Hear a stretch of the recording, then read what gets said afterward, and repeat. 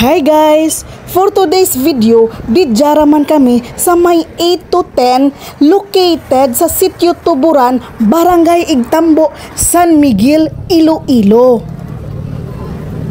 Usually sa anda old resto dito kami nagakaon permi.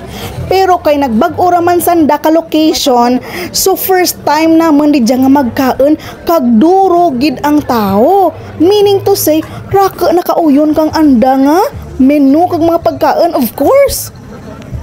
Ti kay naka-order naman kami at ti tamang hintay-hintay lang didya sa may kilid kay waay nagiti space ay abaw may gani nakaabot pa kami kang isa ka table nga available ay abaw yawan gidaad kami kahulat.